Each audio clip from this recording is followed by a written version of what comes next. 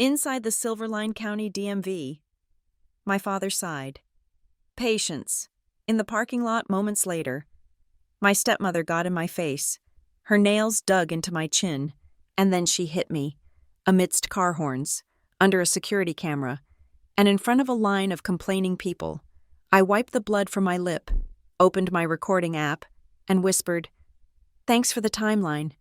They thought I'd stay silent. They didn't know I write the rules for those who bend them. I am Noelle Vance, 33 years old, and I am sitting in bureaucratic hell. Monday, 7:42 a.m., the Rookford County Department of Motor Vehicles. The air is a toxic soup of stale coffee, damp wool, and the sharp, cheap smell of vinyl cleaner failing to mask the sour edge of human anxiety.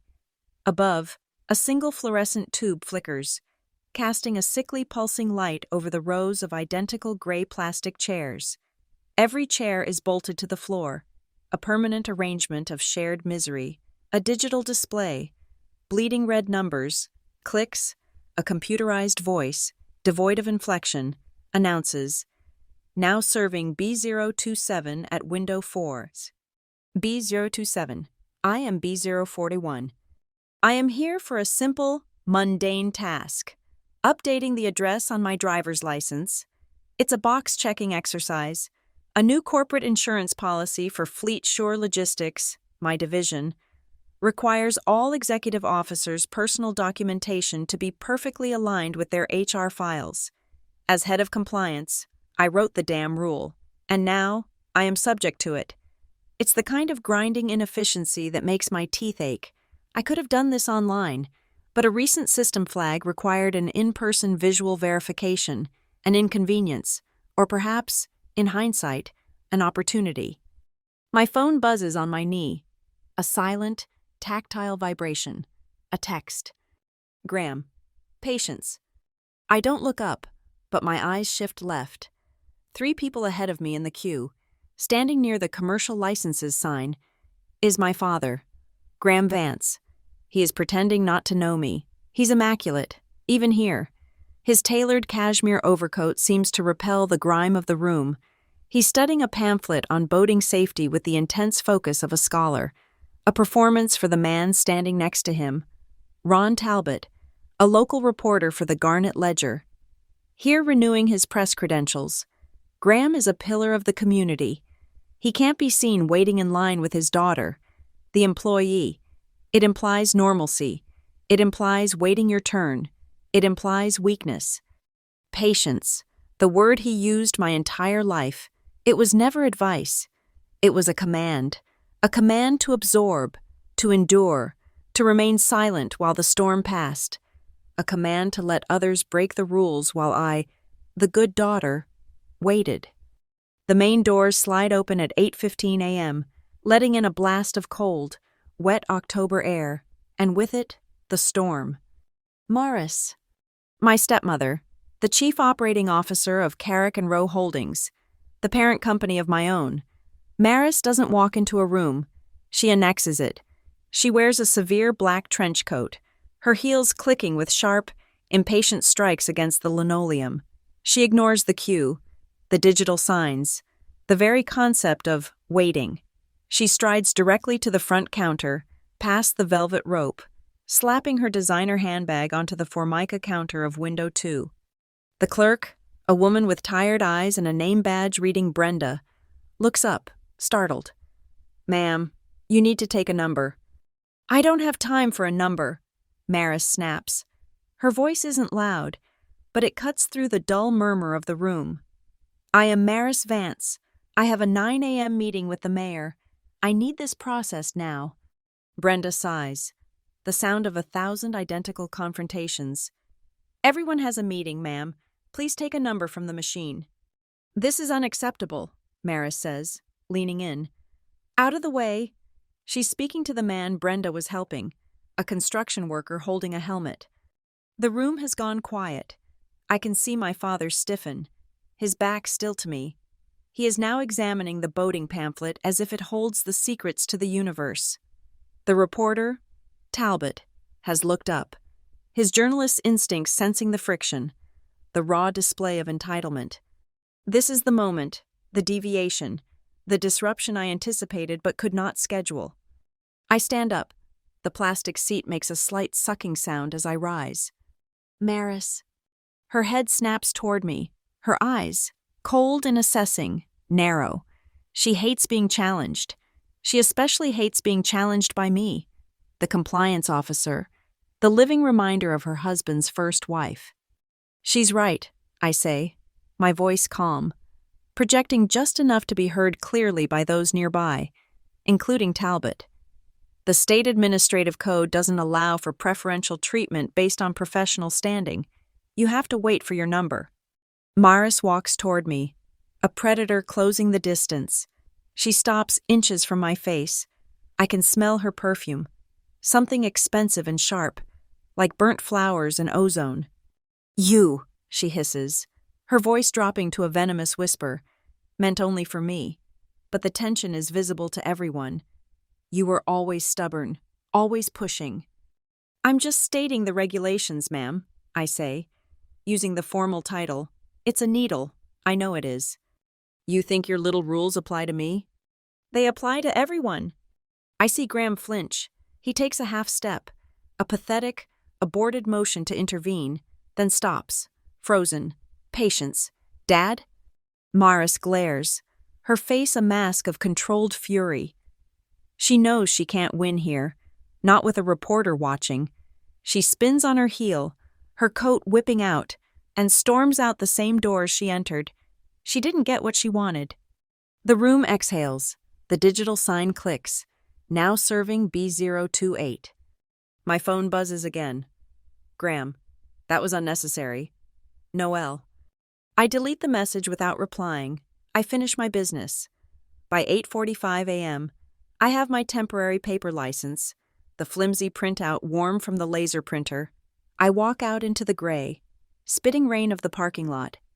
I knew she would be waiting. She wasn't in her black Mercedes SUV. She was standing beside it, parked in a handicapped spot despite the dozen empty spaces nearby. She was waiting by my car, a practical gray sedan. You embarrassed me, she says. The rain is darkening the shoulders of her coat, beating on the expensive wool. You embarrassed yourself. Maris, I just quoted the code. Code, she scoffs. You and your pathetic little binders. You think you're safe behind them? You think you're smart? I unlock my car. I'm late for work. As I reach for the handle, she moves. She's fast. Faster than you'd expect from someone who spends her days in boardrooms. She grabs the front of my blouse, twisting the fabric in her fist, pulling me off balance and slamming me back against the car door. The metal groans. You are nothing, she snarls.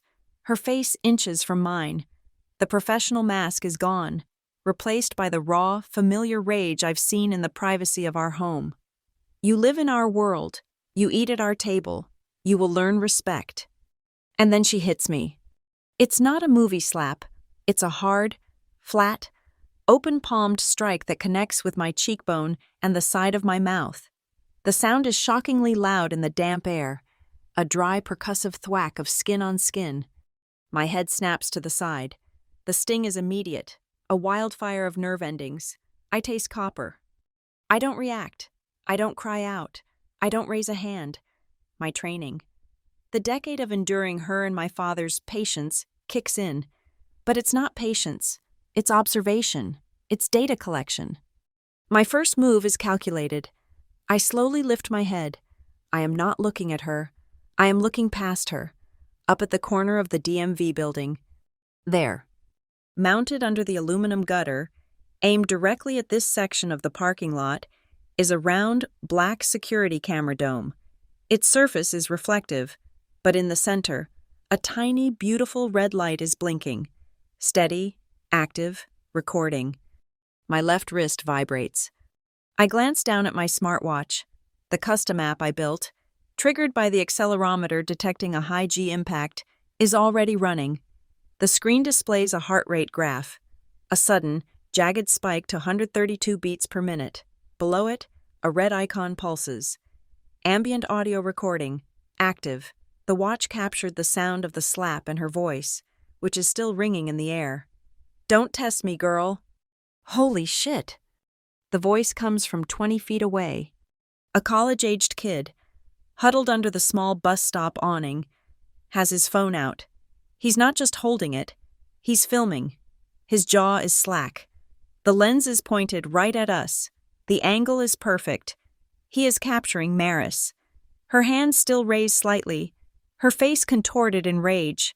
He is capturing me. The blood starting to well on my lower lip, and, most importantly, his frame includes the back of her black SUV. It includes the license plate, CRH002, Carrick and Row Holdings, Executive Vehicle 2. Maris follows my gaze. She sees the kid. She sees the phone. The color drains from her face. The rage is replaced by a flash of pure panic. "Delete that," she orders him, taking a step. The kid just shakes his head, takes a step back, and keeps recording. She looks back at me, her eyes wide with a new kind of fury, the fury of being caught. You planned this." I slowly, deliberately, dab my lip with my thumb. Look at the red smear. 8:51 a.m., I say. My voice is steady, almost bored. It's for the watch's microphone. "Logged." I turn my back on her. I get in my car. I don't look at her. I don't look at the kid. I start the engine, pull out of the parking spot, and drive away. The windshield wipers beat a steady rhythm, clearing away the rain. I do not drive home to ice my face. I do not pull over to cry. I do not call my father. I merge onto the freeway and drive straight to the office. The first domino had just been pushed, and Maris, with her own hand, had done the honors. To understand the slap, you have to understand the portrait. It hangs in the main atrium of the Garnet City Museum of Art, a place my father has funneled enough money into to have a wing named after him. The Vance Wing. The portrait is 10 feet tall, oil on canvas, done in a style of corporate realism that makes everyone look both noble and vaguely constipated. In it, Graham and Maris Vance stand on the imagined balcony of their imagined penthouse, the city lights twinkling benevolently below. Graham's hand rests on Maris's shoulder, a gesture of gentle possession. He has a statesman's silvered temples and a look of thoughtful concern. Maris is the picture of sleek, formidable elegance, her chin lifted, her gaze fixed on a distant, profitable horizon. They are the model couple of Garnet City, power, philanthropy, and impeccable taste. The caption on the brass plaque reads, "The Vances, building a better Garnet City." I've seen them at charity galas, Maris in a sequined gown, Graham in a tuxedo, both of them laughing as they hand over a giant cardboard check to the Children's Hospital.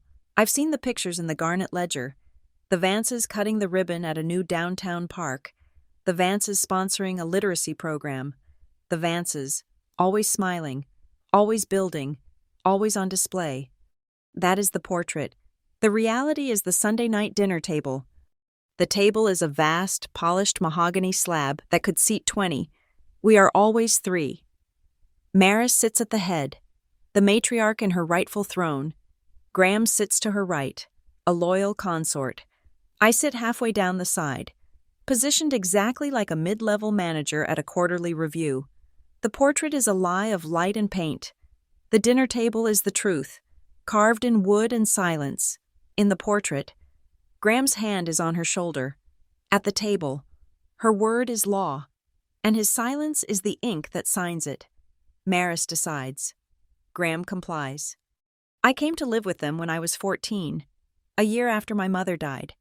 The transition from my mother's chaotic, loving, book-filled apartment to their sterile, minimalist mansion was like being plunged into ice water.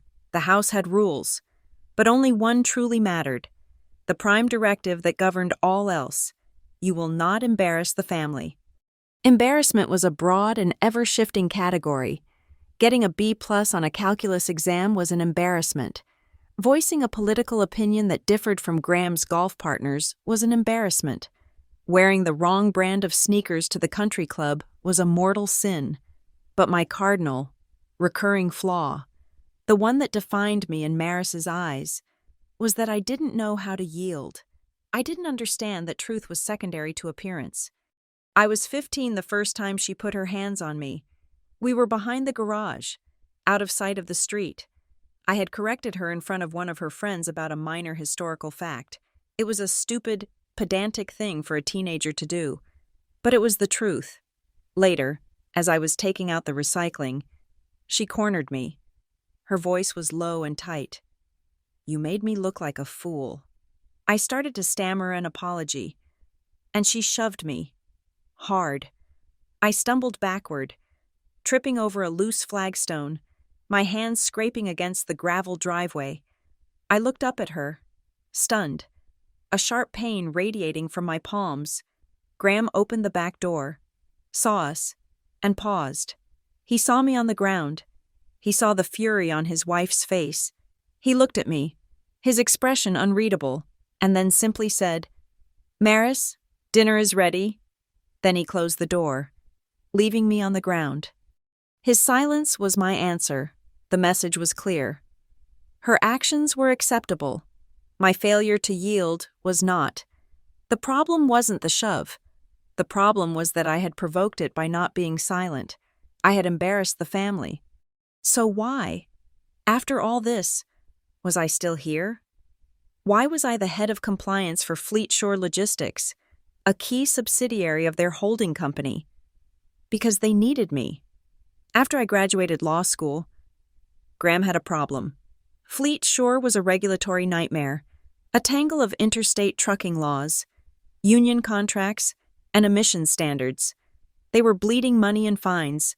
They needed someone meticulous, someone who understood systems, someone who wouldn't be intimidated by federal regulators. They needed someone pragmatic. "She's always been the pragmatic one," Maris would announce at those Sunday dinners. The words meant as both a backhanded compliment and a dismissal. It was her way of saying I lacked vision, that I was a functionary, a creature of checklists and clauses. While she and Graham painted the big picture, I was the one in the boiler room, making sure the pipes didn't burst. Every Sunday, she would review my week's work, not as a stepmother, but as a COO grilling a subordinate. She'd dissect my reports, question my decisions, and remind me that my position was a privilege, not a right. "Your performance on the Q3 emissions audit was adequate. Noel," she'd say, slicing into her filet mignon. "But I expect you to be proactive, not just reactive."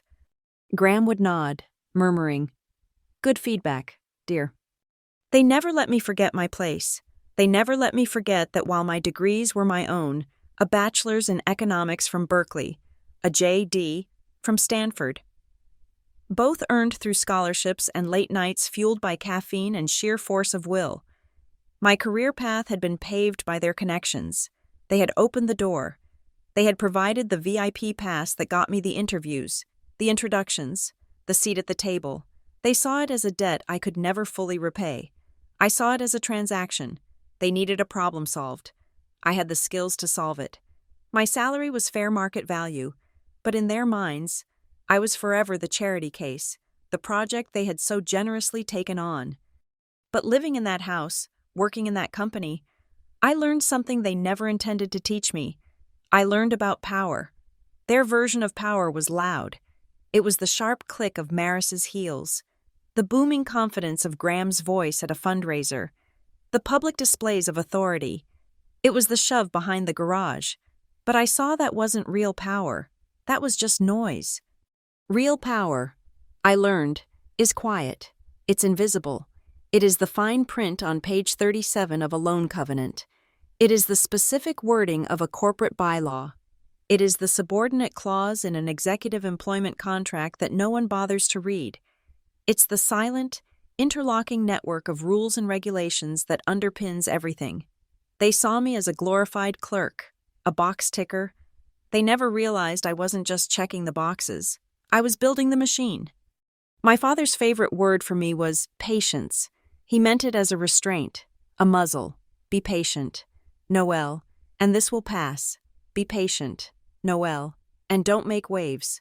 For almost 20 years, I obeyed. I was a model of patience. I absorbed the slights. I endured the Sunday lectures. I swallowed the insults. I smiled politely at the galas and worked diligently in my office. I let them believe I was the pragmatic, unimaginative, compliant girl they saw. But my patience wasn't submission. It wasn't waiting. It was preparation. It was the patience of a sniper, sighting the target, waiting for the wind to be just right. It was the patience of a structural engineer, examining the edifice brick by brick, looking for the single, critical point of failure. It was a patience with teeth, sharpened over years of quiet observation and meticulous documentation. The slap in the DMV parking lot wasn't the start of the war. It was just the signal that the waiting was finally over. The architecture of revenge is not built with emotion. It is built with bylaws, covenants, and clauses. It is assembled, piece by painstaking piece, in the sterile quiet of boardrooms and the dense, unread appendices of legal documents. My revenge began not in a parking lot, but on a Tuesday morning 9 months ago, with the ratification of the Carrick and Rowe Holdings Executive Code of Conduct, Section 7B. I wrote it myself. It was presented to the board as a routine modernization of our corporate governance policies, a necessary step to align with new SEC guidance on ethical oversight. It was boring. It was dense. It was full of the kind of legalese that makes executives' eyes glaze over. Graham and Maris scanned the executive summary, nodded in approval of its stated goals, to foster a culture of integrity and accountability, and signed it without reading the fine print. They saw it as a shield, another piece of corporate armor to polish for the annual report. They never imagined it was a cage. The critical components were buried deep within the document. Clause 7B3. Executive misconduct and reputational harm. This clause is unambiguous. It states, and I quote from memory, "Any verifiable act of physical violence or public aggression perpetrated by an executive officer, which results in demonstrable reputational damage to the company or its subsidiaries, will trigger an immediate and mandatory review of that officer's fitness to serve." A fitness review, a vague, corporate-sounding term, but its process, which I also designed, is anything but. It grants the board the power to suspend an executive's duties pending an investigation. Then, the amplifier. Clause 7B6. Conduct at government and regulatory facilities. This one was my masterpiece of specificity. Any violation of the Code of Conduct, including but not limited to the provisions of 7B3, that occurs on the premises of a federal, state, or municipal government agency shall be classified as a severe breach, warranting the most stringent review and potential sanctions. Maris could have shoved me in our own company garage and argued it was a private matter. She could have screamed at me in a restaurant and dismissed it as a personal dispute, but she chose a DMV, a state government facility. She handed me a severe breach on a silver platter. Of course, a rule is only as powerful as its enforcement and documentation, which is why every corporate document, every bylaw, every executive order, and every signed copy of the Code of Conduct is stored, time-stamped, and archived on an immutable digital ledger. The system is called LexArch. It is administered, maintained, and audited by a third-party contractor, a contractor I personally vetted and recommended to the board. Northfield Audit. I chose them for their reputation. They are notoriously rigid, pathologically by the book, and completely immune to influence. Their contract gives them zero discretion. If a file is logged, it is permanent. If a process is triggered, they follow it. No exceptions. No back-channel phone calls from Graham could make a piece of evidence disappear. The slap was the keystone, but the arch was already built. For the past 18 months, I have been quietly, meticulously documenting Maris's behavior inside the company, every instance of verbal abuse, every email threat, every manager she bullied into quitting. I didn't need to hack her computer. I just needed to build a better system. I designed and implemented a new internal anonymous reporting hotline. It wasn't routed to our HR department, which was firmly under Maris's thumb. It was routed directly to a secure, encrypted portal managed by Northfield Audit. The complaints were logged, categorized, and filed. a pattern of hostile behavior, established over time, supported by multiple sources, all sitting in a digital vault, waiting for a public, undeniable trigger. The structure had to be more than just procedural. It had to have financial teeth, real teeth.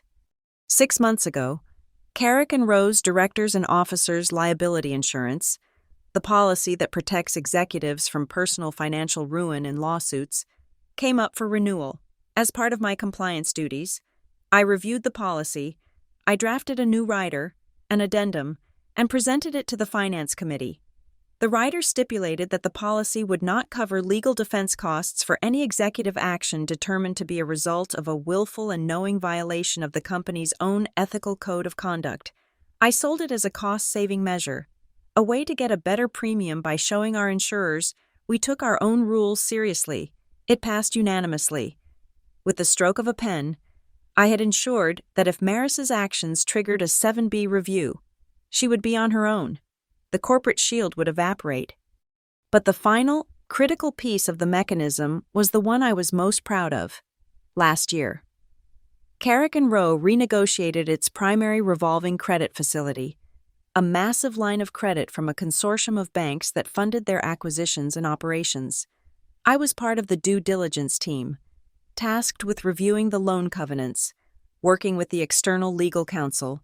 I suggested we incorporate some forward-thinking governance language to strengthen the agreement and demonstrate our commitment to stability. Tucked away in Section 9, subsection C, is a clause on technical defaults. It states that a formal, board-sanctioned, fitness-to-serve investigation into a C-suite executive, as triggered by the company's own internal governance policies, Hello 7B, constitutes a material risk event. This event gives the lead bank the right, though not the obligation, to declare a technical default on the loan. A default doesn't mean they call in all the money immediately. It means they get a seat at the table. It means they can freeze further credit. And most beautifully, it means they have the contractual right to demand immediate and substantive changes in corporate governance and senior leadership to mitigate their financial risk. The power to remove Maris would no longer be just an internal matter for a board of directors loyal to my father. It would become a financial imperative, dictated by the people who held the company's lifeblood in their hands. The DMV was not an accident. It was a catalyst. I knew Maris's temper. I knew her arrogance. I knew her contempt for rules and for me. I couldn't predict the exact day or time, but I knew that eventually she would overplay her hand. She would push, or shove, or strike.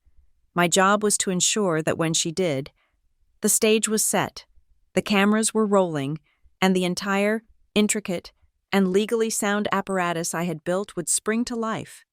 Everything was in place: the code of conduct, the immutable digital ledger, the independent auditor, the neutered D&O insurance policy, the tripwire in the bank loan, the anonymous reports that established a pattern of behavior. It was a beautiful, complex machine, waiting for a single, human error to turn the key. I was waiting for one clean shot, one public display, one slap. This morning, she gave it to me, and the first gear of the machine has just begun to turn. There is a principle in compliance. You must always have an independent, third-party auditor. It's the bedrock of accountability, the board, my father included, felt a sense of profound security when I recommended Northfield Audit. Their reputation was, as I had presented it, flawless. They were a boutique firm, known for their rigid, uncompromising adherence to protocol. They were incorruptible. This was all true. What I omitted from my presentation was the capital structure. Northfield Audit is, on paper, a standalone entity, but it is, in fact, a wholly owned subsidiary of a small, discreet private equity fund called Cedar Line Partners. Cedar Line specializes in governance, risk, and compliance, GRC solutions, acquiring promising firms in the audit and cybersecurity space. It's a boring, stable, profitable little niche. It doesn't make headlines. It just makes money and, more importantly, it makes connections. And who is Cedar Line Partners? It's me. Or rather, it was co-founded by me, using the entirety of the inheritance my mother left me, an inheritance I had never touched, which Graham and Maris had long forgotten. My J.D. from Stanford didn't just teach me the law. It introduced me to my co-founder, a fintech prodigy who understood data systems while I understood legal structures. We built Cedar Line from the ground up. My ownership is not direct. It is, of course, firewalled. It is held through a segregated portfolio company, a legal entity registered in Delaware named Vance Equity SPC. My name is nowhere on the public-facing documents. I am merely a client of the firm that manages the SPC. It is a clean, legal, and completely opaque structure.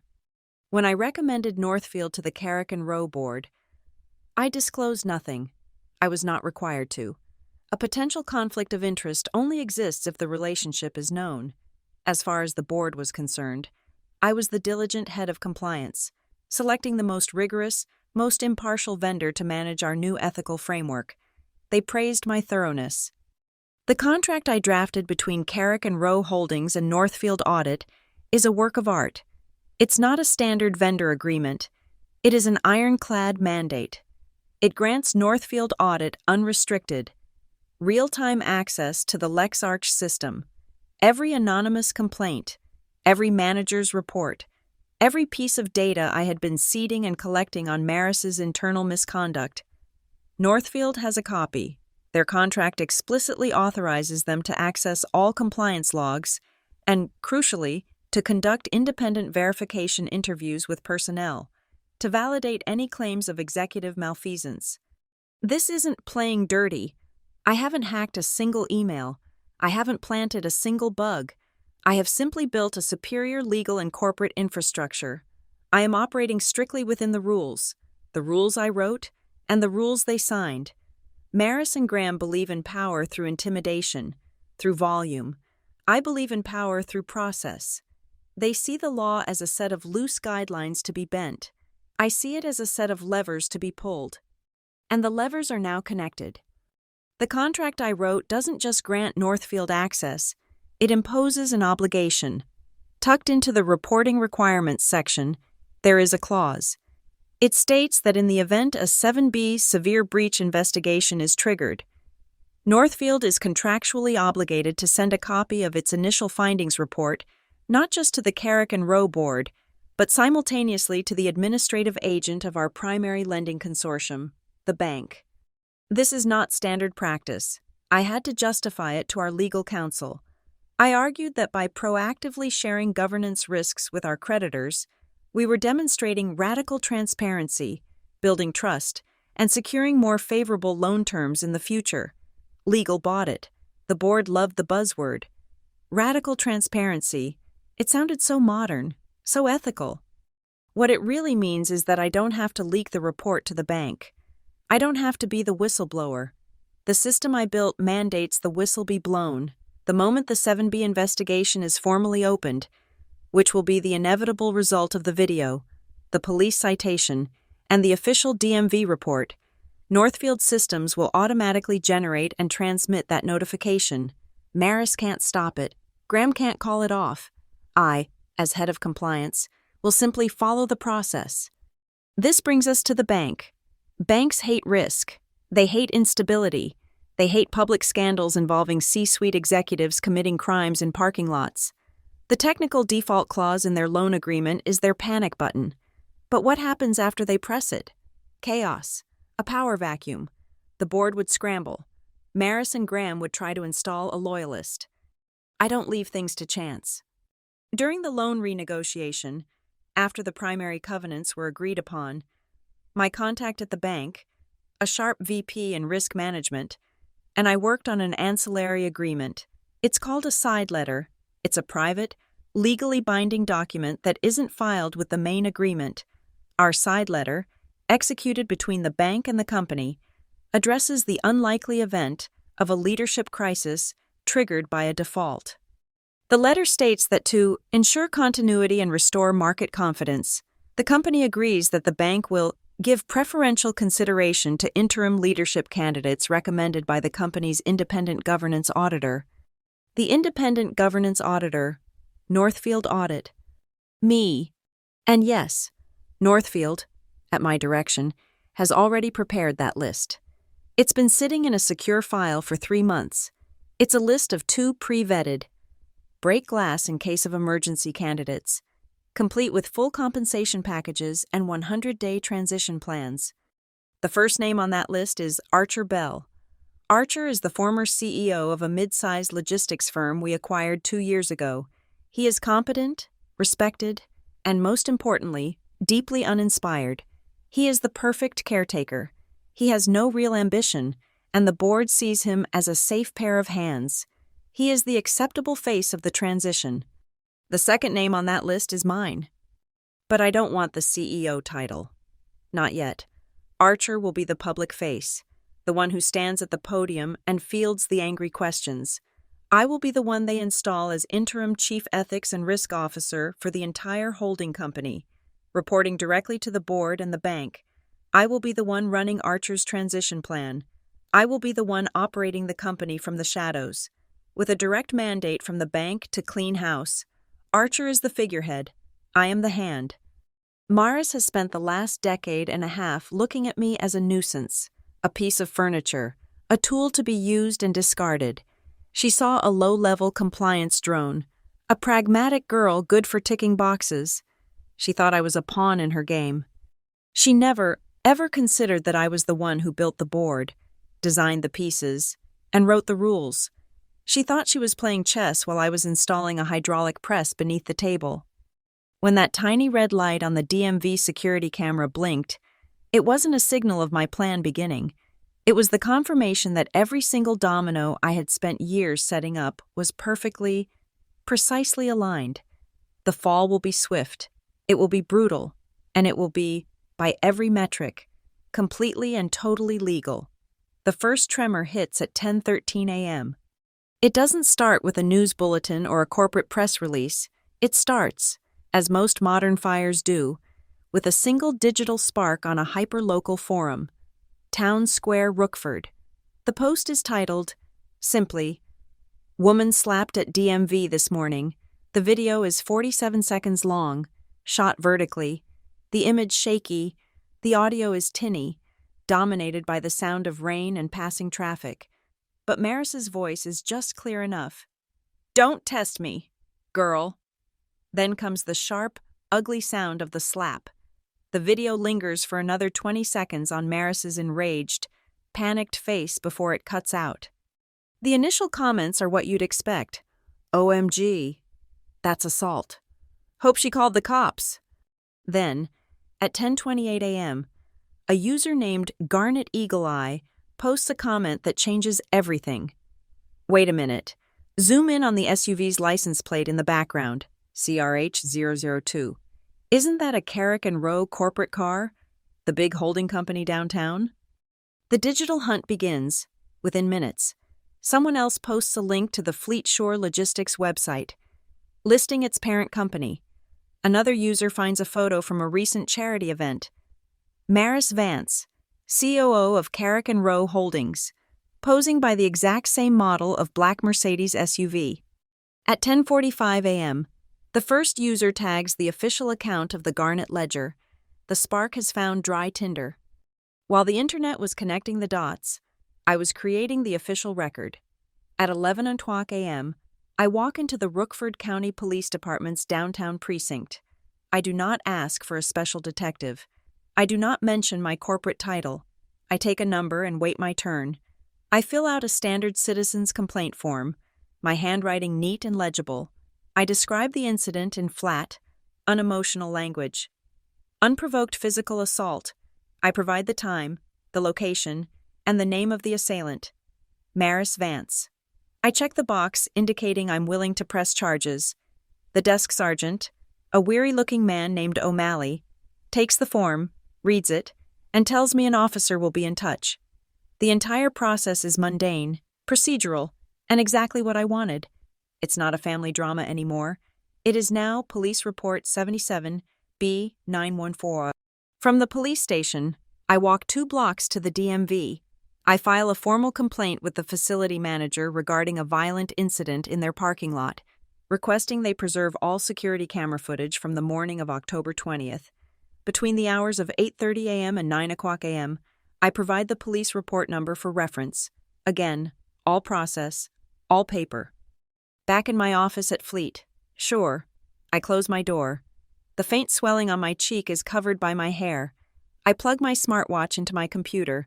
A few clicks, and the data from the incident is exported into a tidy, password-protected zip file.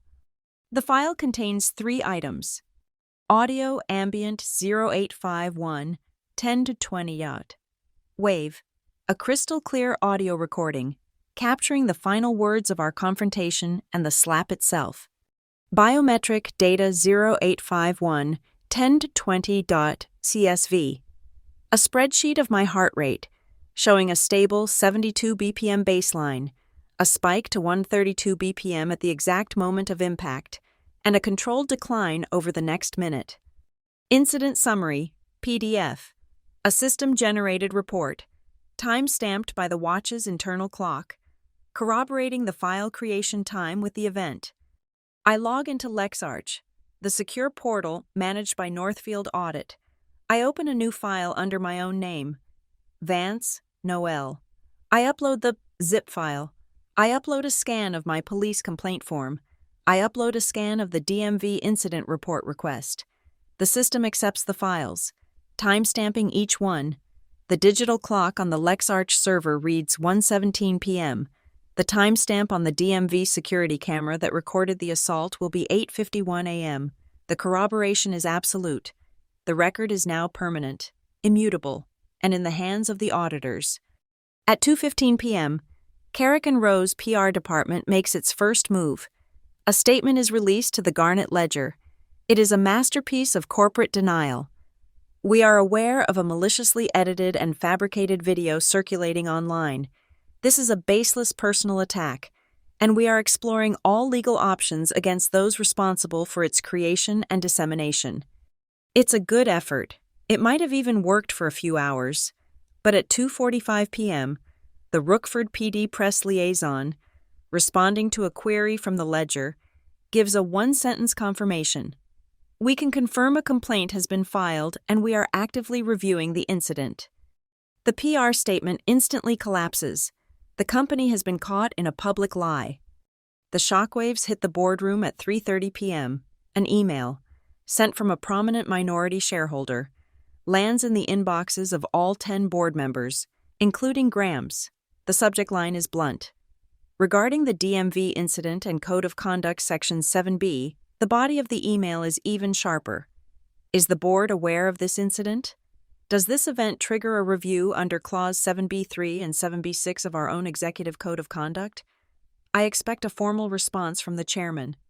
My phone buzzes with texts from board members. From Graham. I ignore them all. My response is silent and surgical. I log into the company's investor relations portal, a public-facing site for shareholders. Under the Corporate Governance tab, I add a new link. It simply reads, Executive Code of Conduct. The link leads directly to a PDF of the full Section 7B. I have not made a statement. I have not accused anyone. I have simply made the rules of the game visible to all the players. The final domino falls at 4:52 p.m. It arrives as a high-priority email notification from our Chief Financial Officer to the entire board. The subject, Urgent. Notice from Lending Consortium. Attached is a PDF from the lead bank. The letterhead is stark. The language is cold. It is a formal notice of potential default, citing the developing public situation involving a senior executive and the potential triggering of a governance review under Section 9C of our loan agreement. The bank requests an emergency meeting within 24 hours to discuss mitigation strategies. The machine is now fully awake. At 5:10 p.m., my personal cell phone rings. It's a number I know by heart but haven't saved. Maris. I let it ring 3 times, then answer. I say nothing. Take it down, Noelle, she says. Her voice is a low, controlled fury. The public humiliation, the police report, even the board inquiry. She could weather all that, but the bank notice, that is a dagger to the heart of her power. Whatever you did, Whatever video you leaked, call your reporter friends. I don't care. Make it go away. Now. She still thinks this is a media problem, a story to be killed. She thinks I am still the pawn, reacting to her move. I take a slow breath. I look at the LexArch portal, still open on my screen. I look at the neat, orderly files, the police report, the biometric data, the bank notice. There is nothing to take down. Maris, I reply, my voice perfectly level, devoid of anger or triumph. It is the voice of a compliance officer stating a fact. This isn't a story. It is simply an event, and the process for this event has already begun. I hang up the phone before she can respond. The emergency board meeting was convened via secure video link at 5:00 p.m., not 5:01. The bank's notice had vaporized any pretense of casual scheduling. I joined the call from my own desk. My camera was on, my lighting neutral. I was listed on the agenda as N. Vance, Head of Compliance, Fleet Shore, present to advise. The faces blinked onto the screen. A grid of panic. 10 directors. Graham, as chairman, looked gray, his skin papery under the harsh light of his home office. Maris was there, a legal requirement, but her camera was aimed slightly at the ceiling, her face half in shadow, her personal lawyer visible just over her shoulder. "We are convened," Graham started, his voice thin. "We have all seen the email from the bank. We have all seen the video. I turn this over to our general counsel, Anya Sharma." Anya was exactly what a general counsel should be: expensive, precise, and utterly devoid of sentiment. Her screen background was a neutral gray. "Thank you, Mr. Chairman," she said, her voice crisp. "Given the nature of the notice from our creditors, we must address the potential triggering of our own governance policies. I draw the board's attention to the Executive Code of Conduct, Section 7B, ratified by this board 9 months ago." She shared her screen. There, in stark black and white, was my writing. "I will read the relevant clauses aloud for the minutes." Anya continued. Clause 7B3. Any verifiable act of physical violence or public aggression perpetrated by an executive officer, which results in demonstrable reputational damage to the company, will trigger an immediate and mandatory review of that officer's fitness to serve. She paused, letting the words sink in. And Clause 7B6. Any violation of the Code of Conduct that occurs on the premises of a state or municipal government agency shall be classified as a severe breach, warranting the most stringent review and potential sanctions. The silence that followed was heavy, digital, compressed. The PR director, Jacobs, spoke first, his voice strained with false optimism. "Anya, demonstrable reputational damage is subjective. The video is blurry. We can contain this. We issue a statement from Maris, exhaustion, immense personal stress, a private family matter that spilled over. We apologize. We make a donation to a women's shelter. We pivot. It's a 2-day story." Before Anya could respond, the chief financial officer, Riley, cut him off. Riley, who managed the bank relationship, looked like she hadn't slept. "It's too late for that. Jacobs, I've been on the phone for the last hour. Our D&O insurance carrier, the directors and officers policy, the one that paid for executive legal battles, is already denying coverage." A murmur went through the directors. This was the first real blood in the water. Riley pressed on. "They are citing the addendum, the one Ms. Vance herself." She nodded at me. "Drafted for our renewal, the willful and knowing violation of the company's own ethical code exclusion. The carrier's position is that assaulting someone in a parking lot is a willful act. They are not paying for Ms. Vance's legal defense. She is, as of an hour ago, financially on her own." Maris's lawyer leaned into the frame, whispering furiously to her. Maris herself remained rigid, a statue of rage. "And that," Riley said, "is the minor problem. The major problem is the bank. Their notice isn't a suggestion, it's a contractual trigger. We have 10 calendar days to provide them with a substantive change in corporate governance that satisfies them, or they can declare the full credit line in default. That freezes our operations. Payroll doesn't go out. Our suppliers aren't paid. We are insolvent. This is not a PR issue. Jacobs, this is a survival issue. Egg. So, Anya said, retaking control, the path is clear. A 7B breach has been alleged, and it is linked to a material financial risk. The board's internal ethics committee must vote to open a formal investigation. Graham saw a lifeline. An investigation. Good. That takes time. We can tell the bank we are investigating. I spoke for the first time. My voice was quiet, but it cut through the audio feed clearly. The committee has already met. All eyes, including Graham's, snapped to my small square on the screen. As the non-voting secretary for the ethics committee, I said, I was required to convene an emergency session at 4:30 p.m., immediately following the receipt of the shareholder demand. The committee has already voted, 5-0, to open a formal investigation into Ms. Maris Vance for a severe breach of Section 7B. This is an ambush, Maris's lawyer shouted. It is procedure, I countered, my voice flat. As per the committee's vote, I was instructed to compile and submit the preliminary file to the full board and general counsel. I am doing so now. I clicked my mouse. An email was sent to all 10 directors, a link to a secure Northfield audit portal.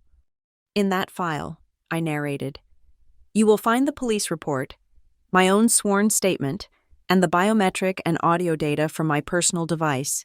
You will also find a summary log of all anonymous complaints filed against Ms. Vance through the Northfield hotline over the last 18 months. There are 23. You could hear the sharp intakes of breath. These complaints, I continued, from employees at Fleetshore and the parent company, establish a clear pattern of verbal abuse, intimidation, and hostile environment claims, which have previously been uncorroborated. The public assault at the DMV now serves as the verifiable act that provides context for this pre-existing pattern of behavior. This is inadmissible, her lawyer yelled. You can't use anonymous hearsay. You misunderstand. Counsel. Anya Sharma interjected, her voice like ice. This is not a court of law. This is a board governance meeting, and that data is now part of the official record. Furthermore, it's not the only contractual issue. Ms. Vance's own employment contract. She shared another document, Maris's executive compensation package. Section 4A, Anya read, the morals clause. The executive agrees not to engage in any conduct that brings the company, its subsidiaries, or its brand into public disrepute, contempt, or ridicule. The video is currently the #1 trending topic on the Garnet Ledger website. I would argue, disrepute has been achieved. I added the final piece, and as of 5:15 p.m., I said, checking my monitor, the Rookford County Police confirmed they have processed the complaint and issued a citation for disorderly conduct, a Class C misdemeanor, that officially satisfies the trigger for 7B6. Violation at a public agency. The breach is no longer an allegation, it is a verified event. The trap was shut. The bank, the insurance policy, the anonymous complaints, her own contract, and the state legal system. Every lever I had built was now pulled. Graham looked broken. He turned his gaze, pleading, directly to my camera. His voice cracked. Anya, members of the board, this is too fast. We can't destroy a career in 1 hour. We need time. We can negotiate with the bank. This is a family matter that got out of hand. His eyes locked on mine. Noelle, please, we can find a solution. Don't let this happen. This was it, the moment of his patience, the moment he would always ask me to absorb the blow, to be the bigger person, to protect the family. I did not look at him. I looked at the digital clock at the bottom of my screen. 5:48 p.m. Mr. Chairman, I said, my voice clear and formal. Section 7B has no provision for family matters. It is a corporate bylaw, not a negotiation. The process is in motion. The bank's 10-day clock is ticking. 7B doesn't wait. A new voice joined. Thomas Welling, the lead independent director and head of a private equity firm. He was the most powerful voice on the board, aside from Graham. He's right, Graham. She's right. We are exposed. The bank has us. The insurers have abandoned us, and our own bylaws are strangling us. We have no choice. The board's external crisis counsel, a man from a D.C. firm who had just been patched in, spoke. Your only survivable move is containment. You must place Ms. Vance on immediate, indefinite administrative leave. Not a request, not a vacation, a suspension. You must revoke all signing authority, all access to corporate systems, and all financial controls, effective immediately. This is the only substantive change the bank will accept in the short term. The board must be seen to be acting decisively. I move to vote, said Welling. Second, said Riley, the CFO.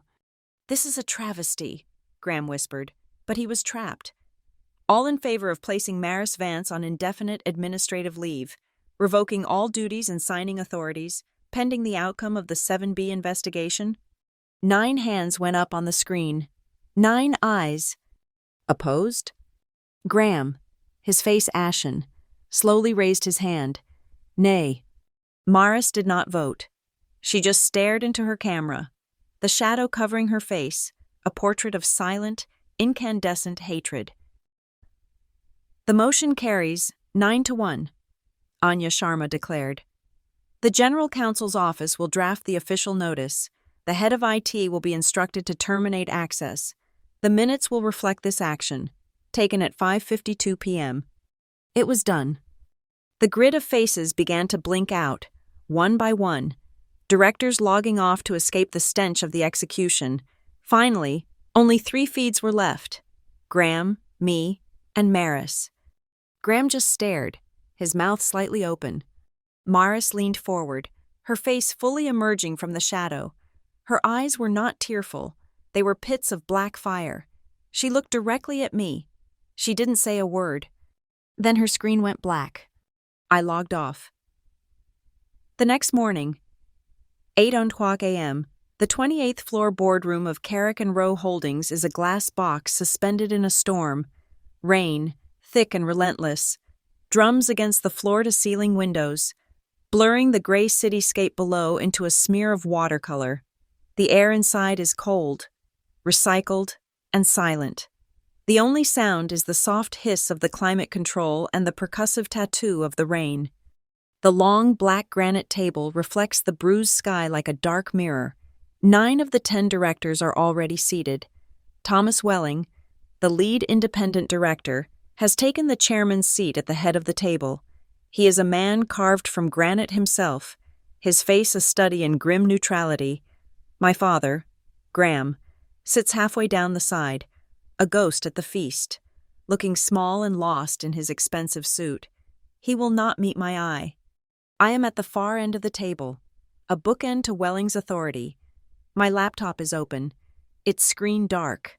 A single HDMI cable snakes from its port to the recessed socket in the table's center. I am perfectly still. Beside me, in a guest chair, sits Archer Bell, the designated safe pair of hands. He is dressed in a charcoal suit, his notepad and pen arranged with geometric precision before him. He is a study in quiet observation, his expression unreadable. He looks at Welling, then at the empty chair beside him, then, for a brief, calculating moment, at me. He knows this is a coronation, but he isn't yet sure whose. At 8:01 a.m., the silent, smoked glass door at the side of the room hisses open. Maris enters. She is not cowed. She is not defeated. She is a monument to defiance. She wears a severe, military-style dress, her hair pulled back so tightly it seems to stretch the skin over her cheekbones. She is followed by her personal lawyer, a man with the hungry, restless eyes of a jackal. They take their designated seats opposite my father. The lawyer immediately opens his briefcase. Maris simply places her hands on the table and stares directly at Welling. This meeting is a formality, Welling begins, his voice devoid of any warmth. We are here to ratify the board's vote from last night and to outline the official process moving forward. He turns his head slightly, his gaze falling upon me. Ms. Vance, a summary of the compliance triggers for the official record. I look up, my eyes meeting his. Then, I let my gaze travel, for a single beat, to Maris. 3 minutes is all I'll need. I connect the HDMI cable. The click is the only sound in the room. The massive 8K screen on the wall flickers to life, mirroring my desktop. I move my cursor and double-click the single icon. The first thing that appears is the video. I play it without a single word of introduction. The shaky vertical footage fills the screen. The rainy parking lot, my face, turned away. Maris's voice, tinny but clear, snarling. "Don't test me, girl." The sickening, flat smack of the slap echoes from the room's hidden speakers, grotesquely loud in the sterile silence. I let the video play out, lingering on Maris's face, the mask of corporate civility ripped away to show the raw rage beneath. When it ends, the screen goes black. No one speaks. The only sound is the rain. I click again. The next image is a clean, corporate-style slide. On the left, a graph of my heart rate, the red line jaggedly spiking from 72 to 132. On the right, the audio waveform of her threat, time-stamped to the exact same second as the spike. I click a final time. This slide contains only text, a direct quote from the side letter with the bank. In the event of a technical default triggered by a governance review, the company agrees to give preferential consideration to interim leadership candidates recommended by the company's independent governance auditor. I disconnect the cable. The screen goes black. My 3 minutes are up. Maris's lawyer leans forward, his voice smooth and practiced. "Mr. Welling, members of the board, what we have just seen is a selectively edited, deeply misleading piece of evidence in what is, at its core, a private family dispute. My client was provoked. This is a family matter," he concludes, spreading his hands in a gesture of magnanimous reason. I don't even look at him. I look at Welling. "On government property," I say, my voice cutting through his. "During business hours, involving a corporate asset and a corporate officer, it stopped being a family matter at the DMV's property line." Before the lawyer can retort, Anya Sharma, our general counsel, speaks up from her seat near Welling. "We have another development." She nods to the head of Human Resources, a woman named Eileen, who has been silent until now. Eileen clears her throat nervously. "Further to the board's investigation," she begins, reading from a tablet. "This morning, my office received formal, signed letters from 2 senior managers within the marketing division. Both letters detail specific instances of verbal intimidation and threats from Ms. Vance regarding budget allocations. They state they were afraid to come forward previously for fear of retaliation, but the events of yesterday have emboldened them." Eileen looks up. The letters have been notarized. They corroborate the pattern of behavior suggested by the anonymous complaints. The final nail, the slap was no longer a one-off loss of temper. It was the public face of a private tyranny. Welling looks at Maris. The evidence is overwhelming.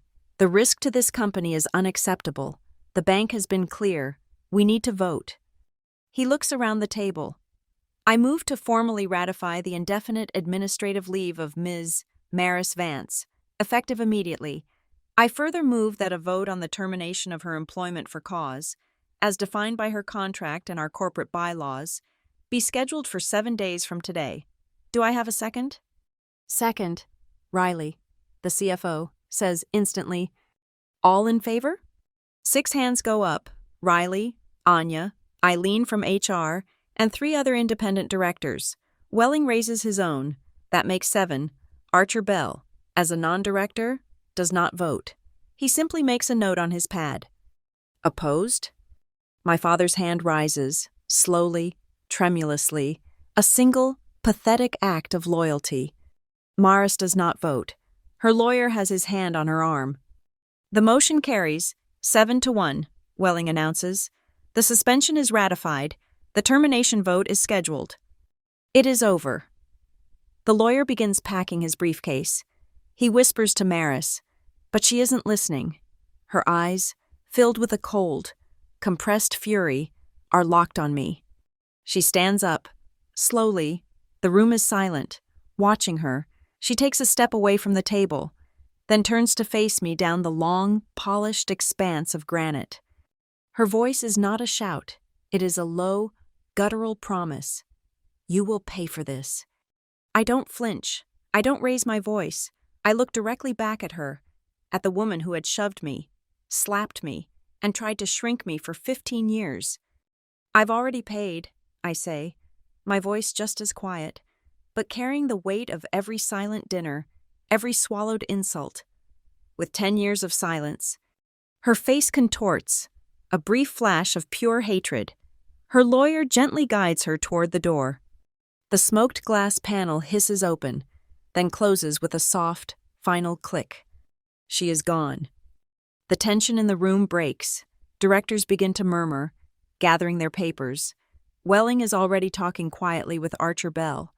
My father just sits there, staring at the empty chair where his wife had been. I look out the window. The rain is coming down harder now, a gray sheet washing the city clean. The power had changed hands. There was no shouting, no struggle, no blood, just the quiet click of a closing door and the sound of the rain growing louder in the silence. The fallout was not a negotiation. It was a sequence of memos. Memorandum, 8:45 a.m.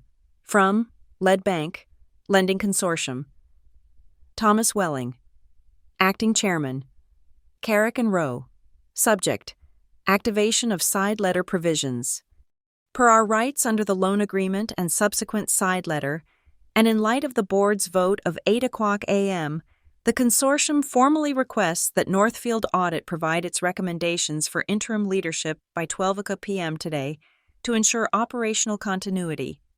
The board didn't even wait until noon. Welling convened a 15-minute call. Northfield's recommendation, which had been sitting in Welling's inbox since 8:05 a.m., was read into the record. Motion passed. 11:30 a.m. Resolution 2025-10-21. Archer Bell is appointed Interim Chief Executive Officer. Noel Vance is appointed Interim Chief Ethics and Risk Officer, reporting directly to the Board of Directors and the Consortium. My old title, Head of Compliance at Fleet Shore, dissolved. My new title gave me oversight of the entire holding company. My father abstained from the vote. It passed unanimously otherwise. By 2:00 p.m., I was in my new office on the 28th floor. Maris's old office, now stripped of its personal effects, smelling of industrial cleaner. My first act as CIRO was to sign a term sheet. Action, 2:05 p.m. From N. Vance, CIRO, to Legal, Finance. Subject, immediate risk mitigation and vendor review. We are initiating a full review of all non-essential third-party contracts. All vendor agreements signed by Maris Vance in the last 24 months with preferred pricing clauses are hereby suspended pending review. Start with these three: Garnet PR Solutions, Apex Executive Transport, and RST Consulting. These were not contracts. They were handouts to her friends, bleeding the company dry. I wasn't just ousting her, I was dismantling her network. The term sheet I signed gave me 30 days to terminate them for non-performance. My second act was to formalize the audit. Action, 2:30 p.m. From N. Vance, CIRO, to Northfield, Audit Subject, Widened Scope, Special Audit 7.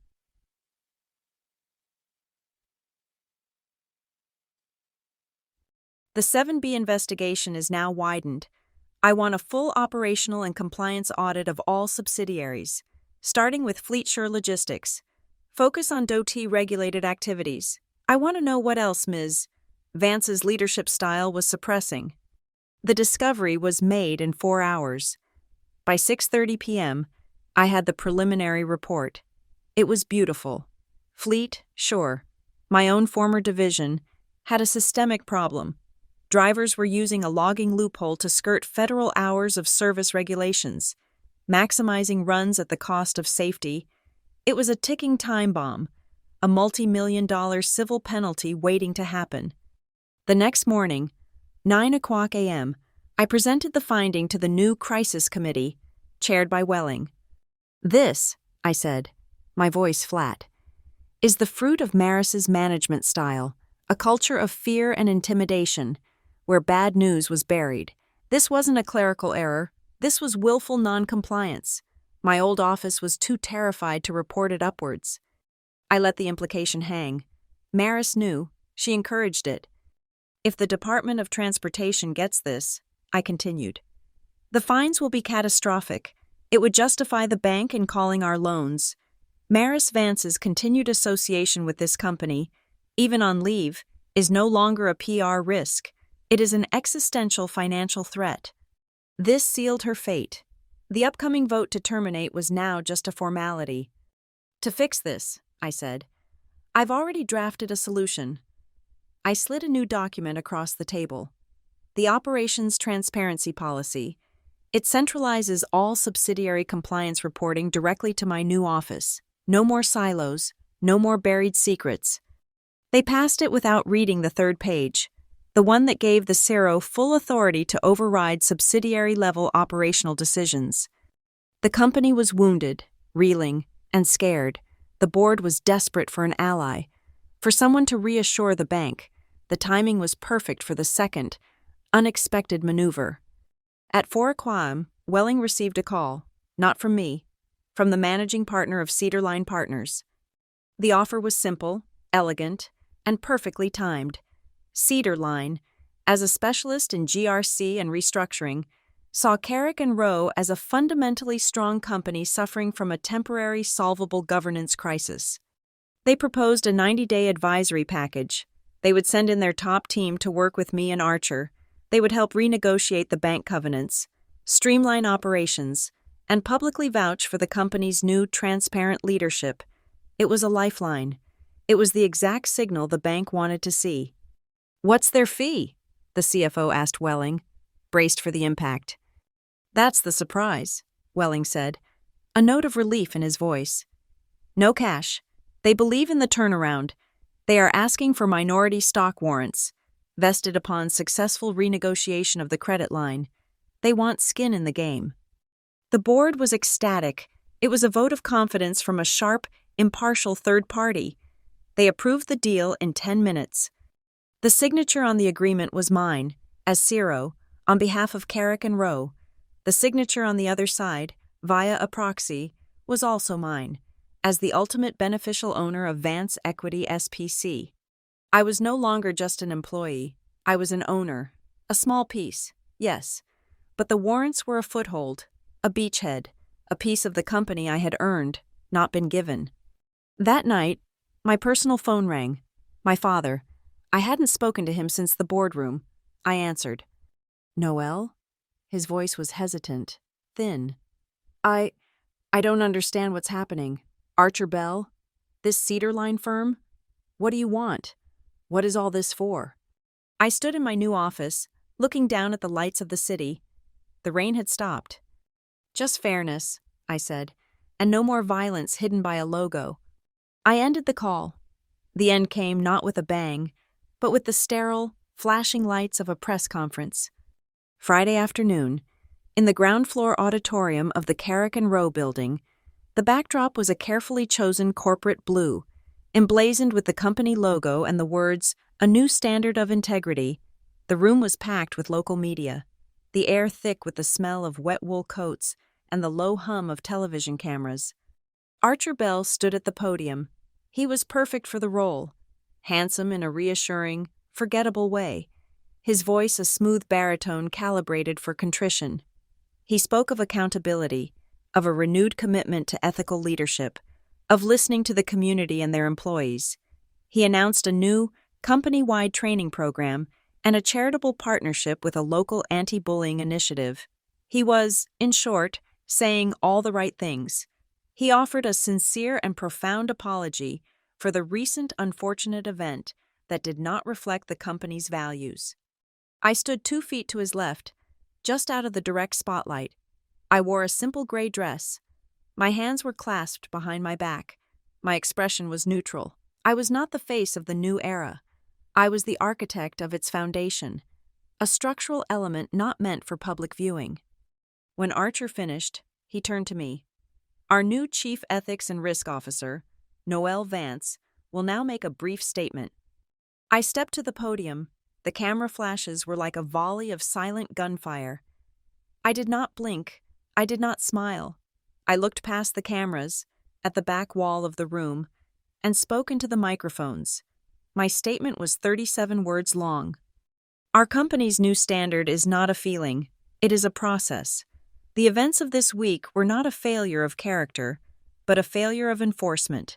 That has been corrected. Compliance is not an emotion. It is an event. I stepped back. There were no follow-up questions for me. My part was done.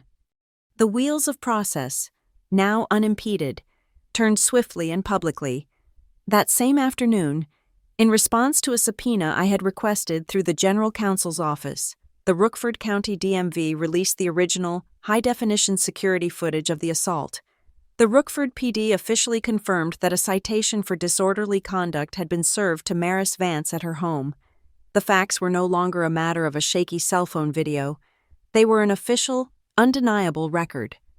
The final board vote was held at 4 p.m., a perfunctory execution via video call.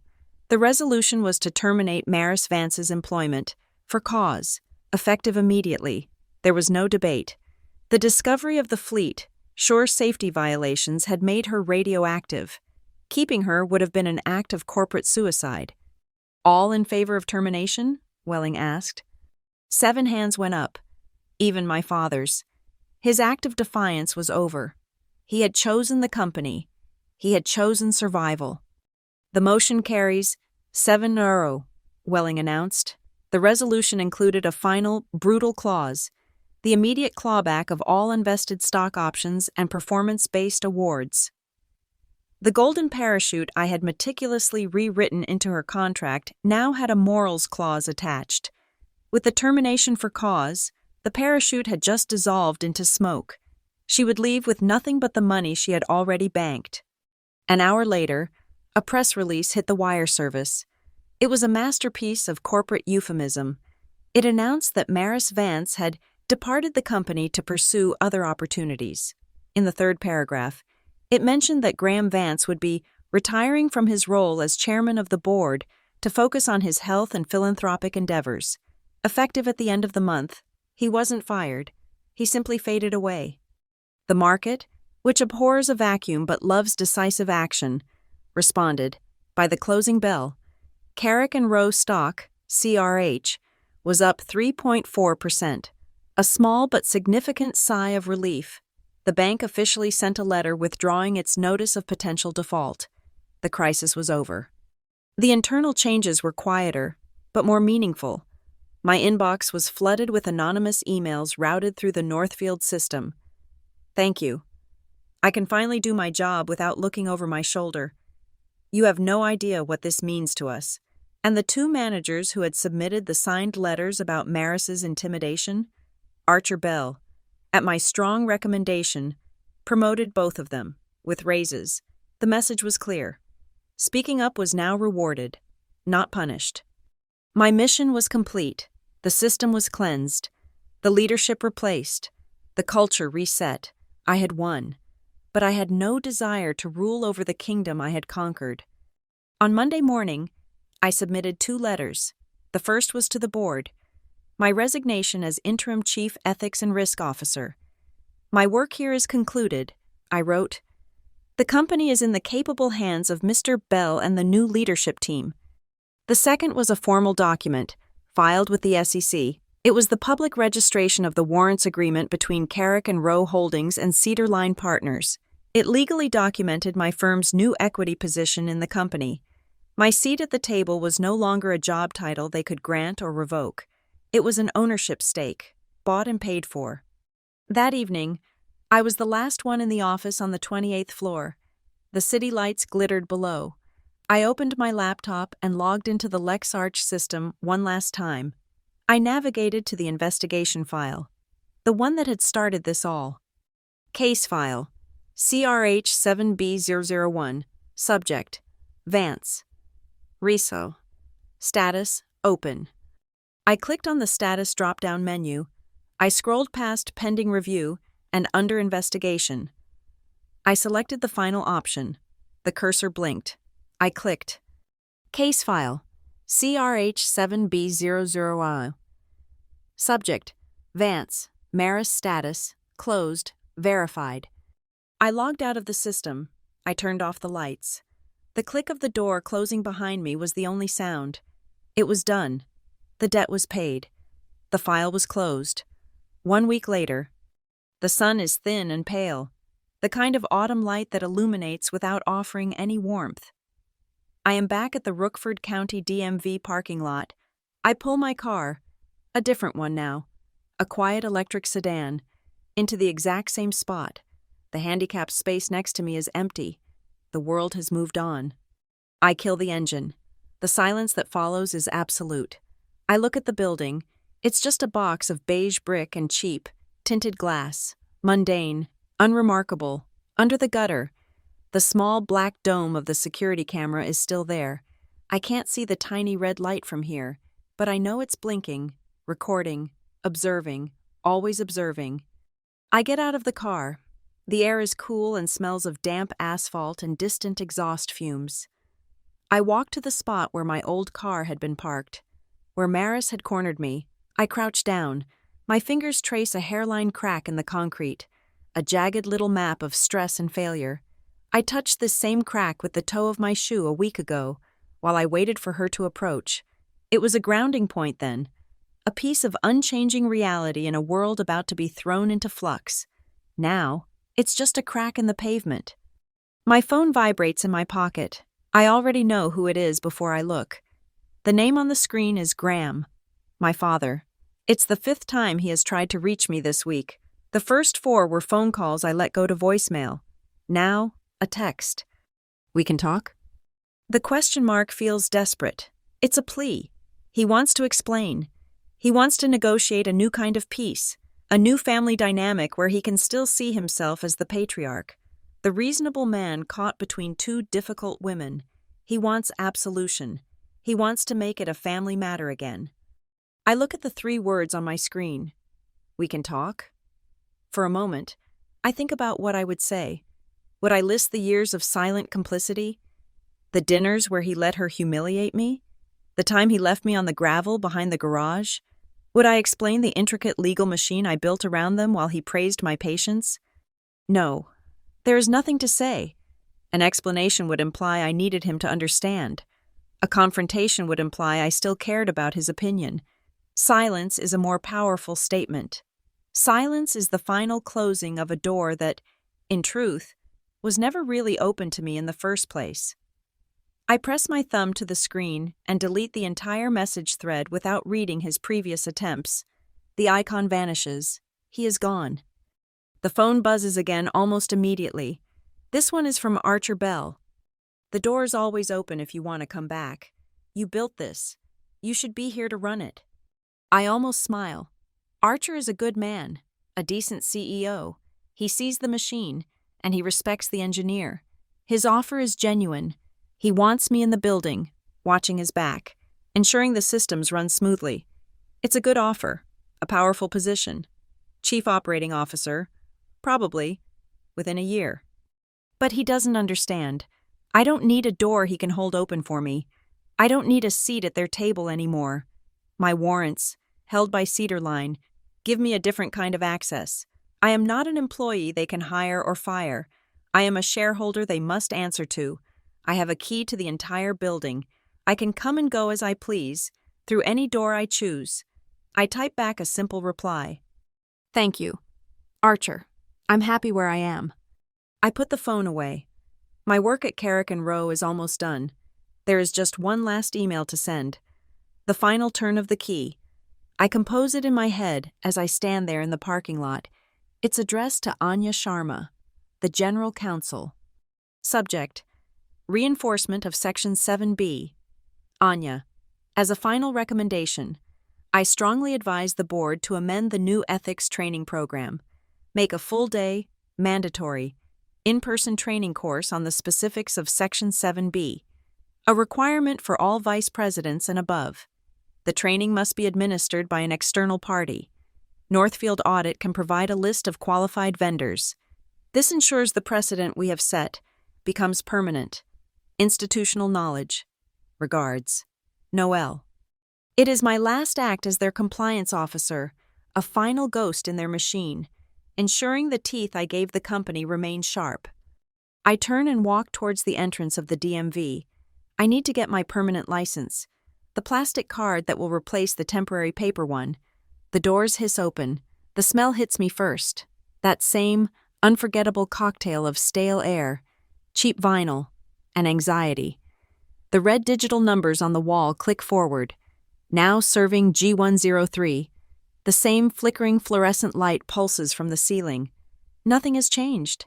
It is a perfect, self-contained ecosystem of bureaucratic misery, utterly untouched by the corporate earthquake that began here just 1 week ago. I take a ticket from the machine, G112. I find a seat and wait. The line snakes in front of the windows. I watch the people, their faces a mixture of boredom and frustration. Then I see it. A young woman, maybe early 20s, is next in line for window 4. She's looking down at a form, biting her lip. A man behind her, large and impatient, in a stained construction vest, steps around her. He slaps his own forms down on the counter, directly in front of hers. "I'm in a hurry," he grunts at the clerk, ignoring the woman completely. The woman looks up, startled. Her mouth opens, but no sound comes out. She looks flustered, intimidated. The clerk, the same tired woman named Brenda from last week, just sighs, too worn down to fight another battle. She reaches for the man's paperwork. I feel a faint echo of the sting on my cheek. I see the casual, brute force entitlement that assumes rules are for other people.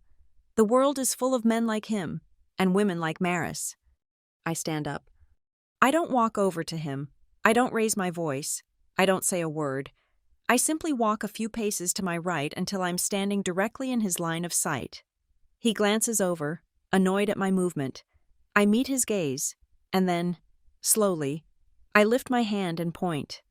I am pointing at a large, government-issued sign on the wall behind the clerks. It's printed in bold, black letters. It reads, "Harassment of any kind will not be tolerated in this facility." I don't need a logo. I don't need a title. I don't need a business card. I just need the rules, the ones that are supposed to apply to everyone. The man looks from my face to my pointing finger, and then to the sign. He reads it, a flicker of something, annoyance, confusion, maybe even shame, crosses his face. He looks back at me, then at the young woman he just cut off. He hesitates for a second, then, with a low grumble, he snatches his papers off the counter and steps back behind her. The young woman looks at him, surprised. Then she looks over at me. A small, grateful smile touches her lips. I give her a single, almost imperceptible nod. Then I turn and walk back to my seat. I sit down in the hard plastic chair, the ticket clutched in my hand.